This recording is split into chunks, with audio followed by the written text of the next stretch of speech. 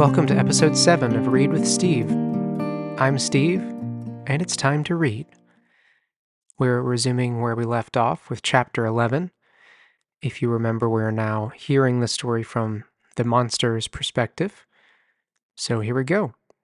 Chapter 11. It is with considerable difficulty that I remember the original era of my being. All the events of that period appear confused and indistinct. A strange multiplicity of sensations seized me, and I saw, felt, heard, and smelt at the same time.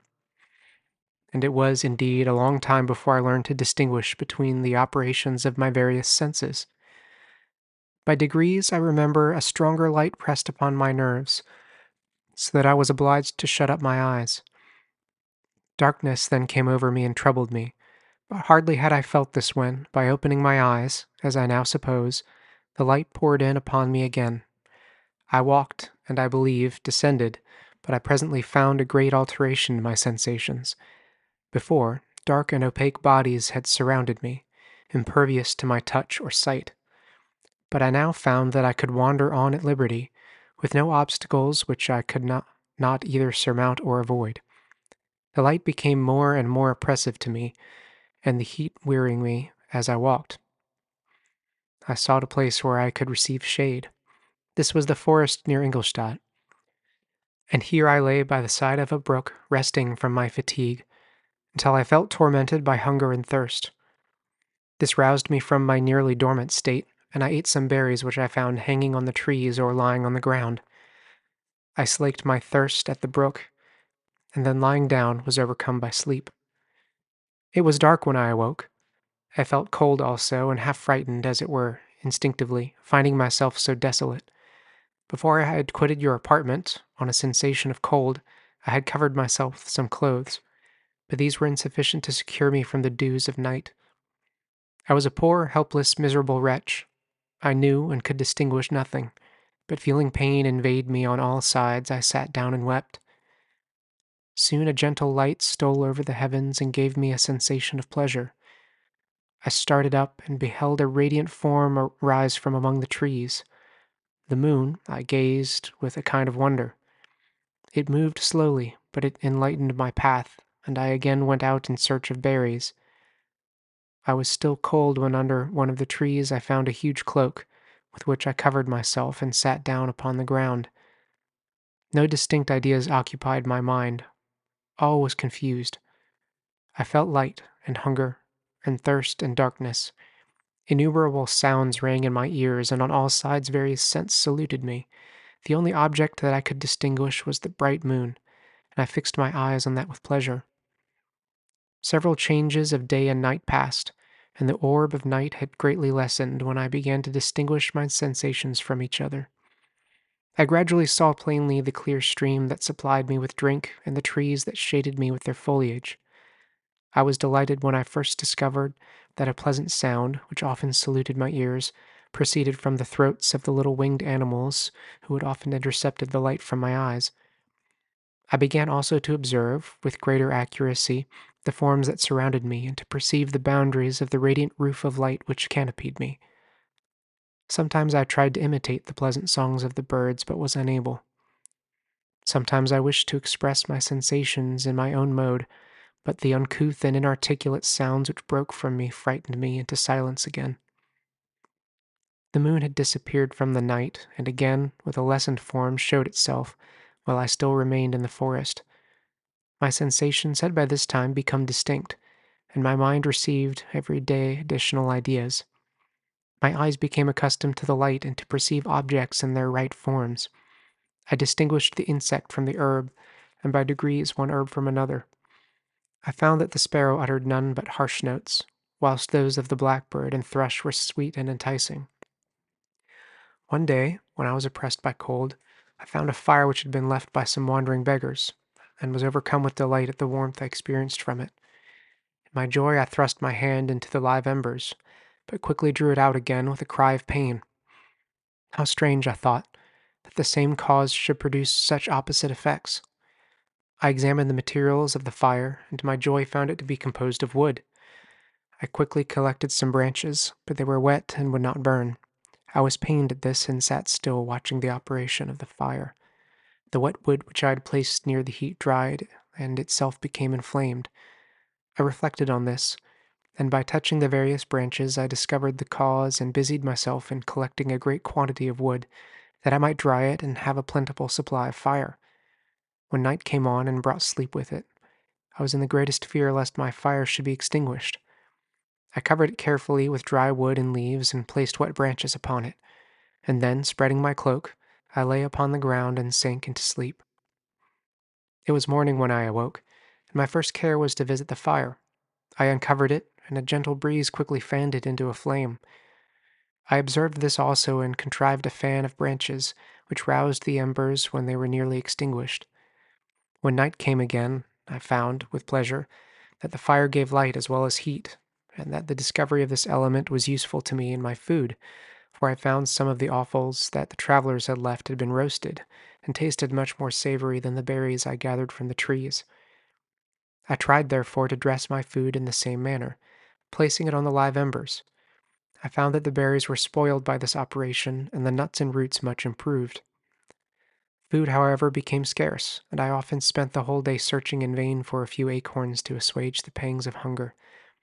When I found this, I resolved to quit the place that I had hitherto inhabited, to seek for one where the few wants I experienced would be more easily satisfied. In this emigration, I exceedingly lamented the loss of the fire which I had obtained through accident and knew not how to reproduce it. I gave several hours to the serious consideration of this difficulty, but I was obliged to relinquish all attempt to supply it, and wrapping myself up in my cloak, I struck across the wood towards the setting sun. I passed 3 days in these rambles and at length discovered the open country. A great fall of snow had taken place the night before, and the fields were of one uniform white. The appearance was disconsolate, and I found my feet chilled by the cold, damp substance that covered the ground. It was about 7 in the morning, and I longed to obtain food and shelter. At length I perceived a small hut on a rising ground which had doubtless been built for the convenience of some shepherd. This was a new sight to me, and I examined the structure with great curiosity. Finding the door open, I entered. An old man sat in it, near a fire, over which he was preparing his breakfast. He turned on hearing a noise, and perceived me, shrieked loudly, and quitting the hut, ran across the fields with a speed of which his debilitated form hardly appeared capable. His appearance, different from any I had ever seen before, and his flight somewhat surprised me. But I was enchanted by the appearance of the hut. Here the snow and rain could not penetrate. The ground was dry, and it presented me then as exquisite and divine a retreat as pandemonium appeared to the demons of hell after their sufferings in the lake of fire. I greedily devoured the remnants of the shepherd's breakfast, which consisted of bread, cheese, milk, and wine. The latter, however, I did not like. Then, overcome by fatigue, I lay down among some straw and fell asleep. It was noon when I awoke, and allured by the warmth of the sun, which shone brightly on the white ground, I determined to recommence my travels, and depositing the remains of the peasant's breakfast in a wallet I found, I proceeded across the fields for several hours until at sunset I arrived at a village. How miraculous did this appear! The huts, the neater cottages, and stately houses engaged my admiration by turns. The vegetables in the gardens, the milk and cheese that I saw placed at the windows of some of the cottages allured my appetite. One of the best of these I entered, but I had hardly placed my foot within the door before the children shrieked, and one of the women fainted. The whole village was roused, some fled, some attacked me, until, grievously bruised by stones and many other kinds of missile weapons, I escaped to the open country and fearfully took refuge in a low hovel, quite bare, and making a wretched appearance after the palaces I had beheld in the village. This hovel, however, joined a cottage of a neat and pleasant appearance, but after my late dearly bought experience I dared not enter it. My place of refuge was constructed of wood, but so low that I could with difficulty sit upright in it. No wood, however, was placed on the earth, which formed the floor, but it was dry, and although the wind entered it by innumerable chinks, I found it an agreeable asylum from the snow and rain. Here then I retreated and lay down happy to have found a shelter, however miserable, from the inclemency of the season, and still more from the barbarity of man. As soon as morning dawned, I crept from my kennel, that I might view the adjacent cottage and discover if I could remain in the habitation I had found. It was situated against the back of the cottage and surrounded on the sides, which were exposed by a pigsty and a clear pool of water. One part was open, and by that I had crept in, but now I covered every crevice by which I might be perceived with stones and wood, yet in such a manner that I might move them on occasion to pass out. All the light I enjoyed came through the sty, and that was sufficient for me.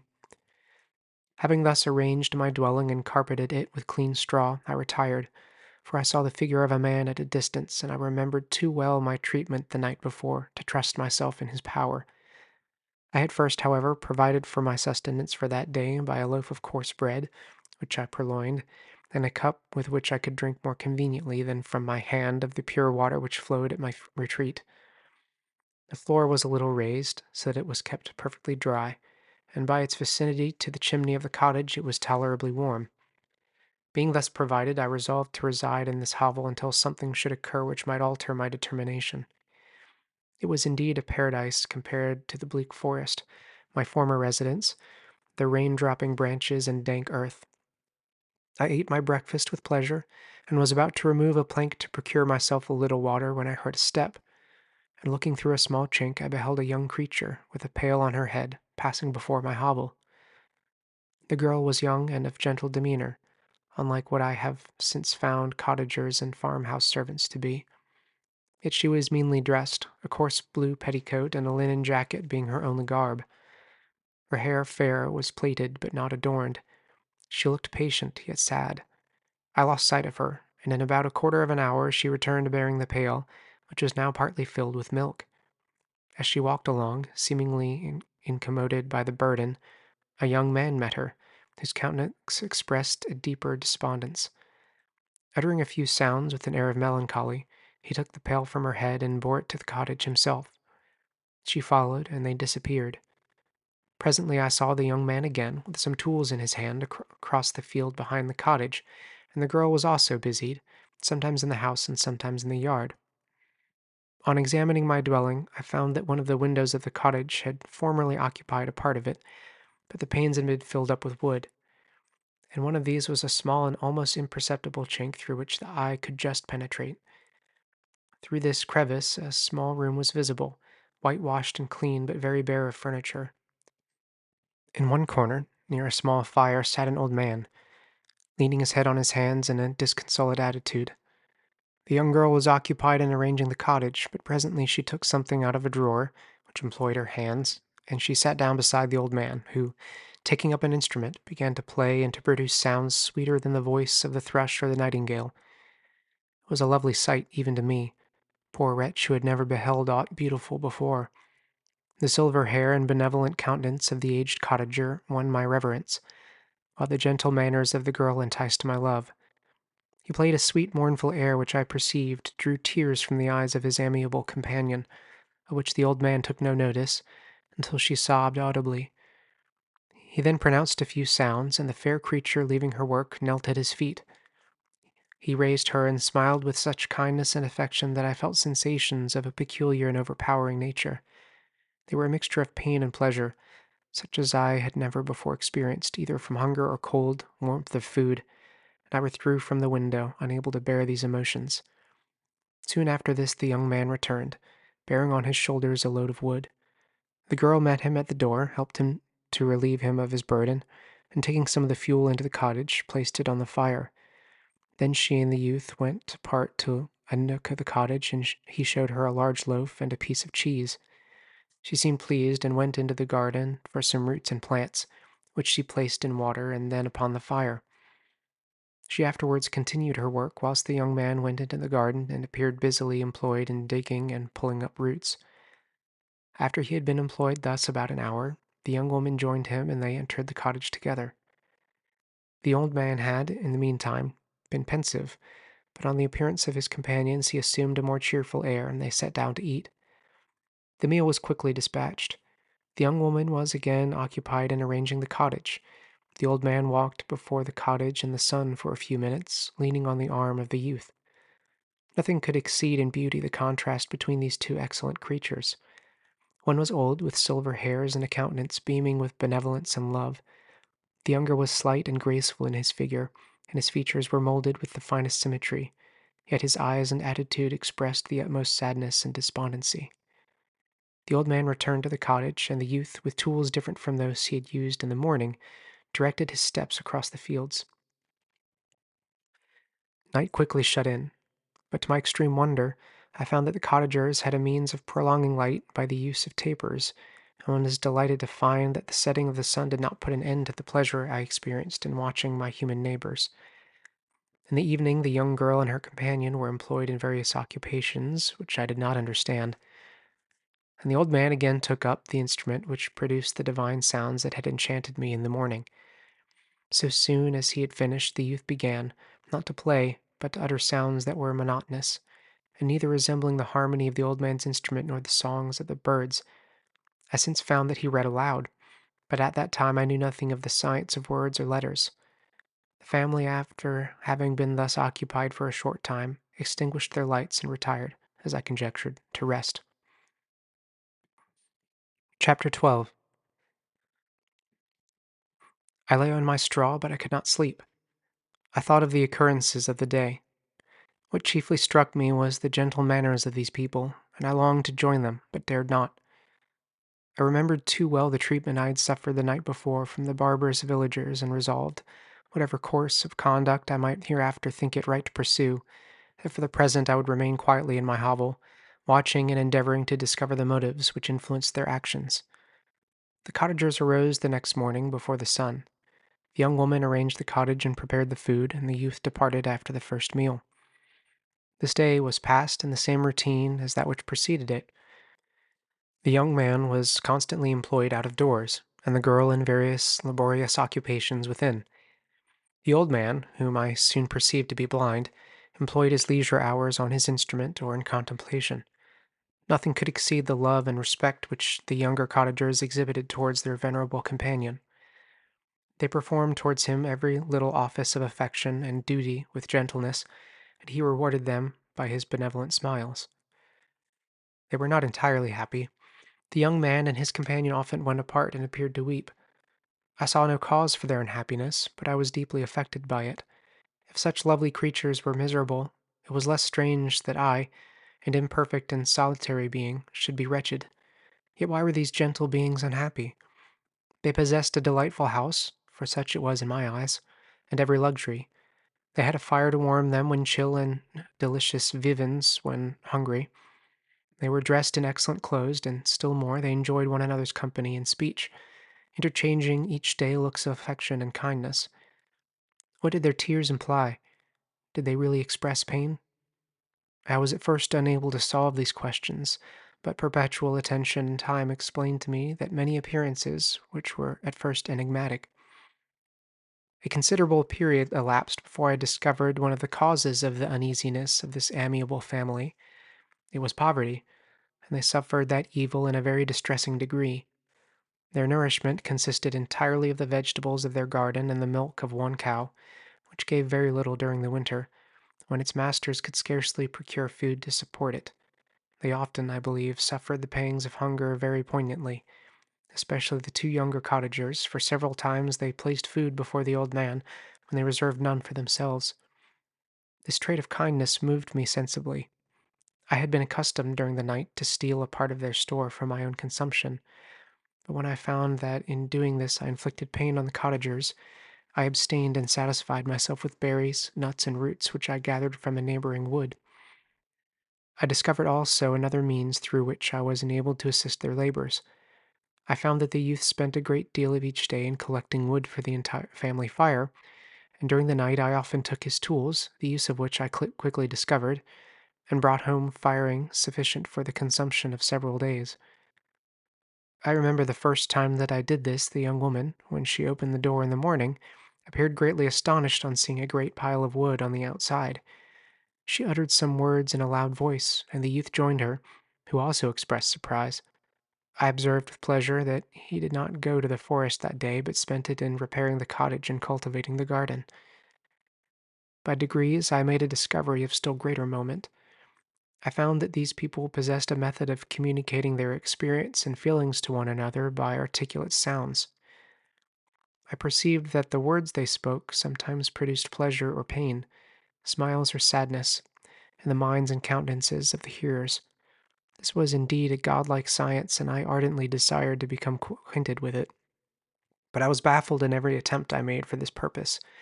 Their pronunciation was quick, and the words they uttered not having any apparent connection with visible objects, I was unable to discover any clue by which I could unravel the mystery of their reference.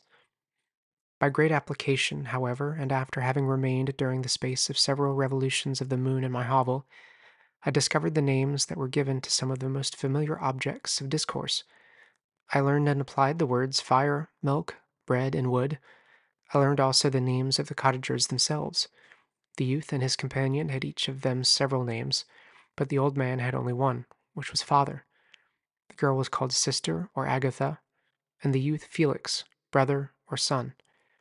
I cannot describe the delight I felt when I learned the ideas appropriated to each of these sounds and was able to pronounce them. I distinguished several other words without being able as yet to understand or apply them, such as good, dearest, unhappy. I spent the winter in this manner. The gentle manners and beauty of the cottagers greatly endeared them to me. When they were unhappy, I felt depressed. When they rejoiced, I sympathized in their joys. I saw few human beings besides them, and if any other happened to enter the cottage, their harsh manners and rude gait only enhanced to me the superior accomplishments of my friends. The old man, I could perceive, often endeavored to encourage his children, as sometimes I found that he called them, to cast off their melancholy. He would talk in a cheerful accent, with an expression of goodness that bestowed pleasure even upon me. Agatha listened with respect. Her eyes sometimes filled with tears, when she endeavored to wipe away unperceived, but I generally found that her countenance and tone were more cheerful after having listened to the exhortations of her father. It was not thus with Felix. He was always the saddest of the group, and even to my unpracticed senses he appeared to have suffered more deeply than his friends. But if his countenance was more sorrowful, his voice was more cheerful than that of his sister, especially when he addressed the old man. I could mention innumerable instances which, although slight, marked the dispositions of these amiable cottagers. In the midst of poverty and want, Felix carried with pleasure to his sister the first little white flower that peeped out from beneath the snowy ground. Early in the morning, before she had risen, he cleared away the snow that obstructed her path to the milk house, drew water from the well, and brought the wood from the outhouse, where, to his perpetual astonishment, he found his store always replenished by an invisible hand. In the day, I believe, he worked sometimes for a neighboring farmer, because he often went forth and did not return until dinner, yet brought no wood with him. At other times he worked in the garden, but as there was so little to do in the frosty season, he read to the old man and Agatha. This reading had puzzled me extremely at first, but by degrees I discovered that he uttered many of the same sounds when he read as when he talked. I conjectured, therefore, that he found on the paper signs for speech which he understood, and I ardently longed to comprehend these also. But how was that possible when I did not even understand the sounds for which they stood as signs? I improved, however, sensibly in this science, but not sufficiently to follow up any kind of conversation, although I applied my whole mind to the endeavor, for I easily perceived that, although I eagerly longed to discover myself to the cottagers, I ought not to make the attempt until I had first become master of their language, which knowledge might enable me to make them overlook the deformity of my figure, for with this also the contrast perpetually presented to my eyes had made me acquainted. I had admired the perfect forms of my cottagers, their grace, beauty, and delicate complexions, but how was I terrified when I viewed myself in a transparent pool. At first I started back, unable to believe that it was indeed I who was reflected in the mirror, and when I became fully convinced that I was in reality the monster that I am, I was filled with the bitterest sensations of despondence and mortification. Alas, I did not yet entirely know the fatal effects of this miserable deformity. As the sun became warmer and the light of the day longer, the snow vanished, and I beheld the bare trees and the black earth. From this time Felix was more employed, and the heart-moving indications of impending famine disappeared. Their food, as I afterwards found, was coarse, but it was wholesome, and they procured a sufficiency of it. Several new kinds of plants sprang up in the garden which they dressed, and these signs of comfort increased daily as the season advanced. The old man, leaning on his son, walked each day at noon, when it did not rain, as I found it was called when the heavens poured forth its waters. This frequently took place, but a high wind quickly dried the earth, and the season became far more pleasant than it had been. My mode of life in my hovel was uniform. During the morning I attended the motions of the cottagers, and when they were dispersed in various occupations, I slept. The remainder of the day was spent in observing my friends. When they had retired to rest, if there was any moon or the night was starlit, I went into the woods and collected my own food and fuel for the cottage. When I returned, as often as it was necessary, I cleared their path from the snow and performed those offices that I had seen done by Felix. I afterwards found that these labors, performed by an invisible hand, greatly astonished them, and once or twice I heard them, on these occasions, utter the words, "Good spirit," "wonderful," but I did not then understand the signification of these terms. My thoughts now became more active, and I longed to discover the motives and feelings of these lovely creatures. I was inquisitive to know why Felix appeared so miserable and Agatha so sad. I thought, foolish wretch, that it might be in my power to restore happiness to these deserving people.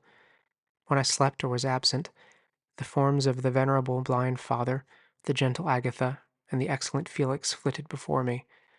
I looked upon them as superior beings who would be the arbiters of my future destiny. I formed in my imagination 1,000 pictures of presenting myself to them and their reception of me. I imagined that they would be disgusted until, by my gentle demeanor and conciliating words, I should first win their favor and afterwards their love. These thoughts exhilarated me and led me to apply with fresh ardor to the acquiring of the art of language. My organs were indeed harsh, but supple, and although my voice was very unlike the soft music of their tones, yet I pronounced such words as I understood with tolerable ease. It was as the ass and the lapdog, yet surely the gentle ass whose intentions were affectionate, although his manners were rude, deserved better treatment than blows and execration. The pleasant showers and genial warmth of spring greatly altered the aspect of the earth. Men who before this change seemed to have been hid in caves dispersed themselves and were employed in various arts of cultivation. The birds sang in more cheerful notes, and the leaves began to bud forth on the trees. Happy, happy earth, fit habitation for gods, which, so short a time before, was bleak, damp, and unwholesome. My spirits were elevated by the enchanting appearance of nature. The past was blotted from my memory, the present was tranquil, and the future gilded by bright rays of hope and anticipations of joy. Thanks for joining me today.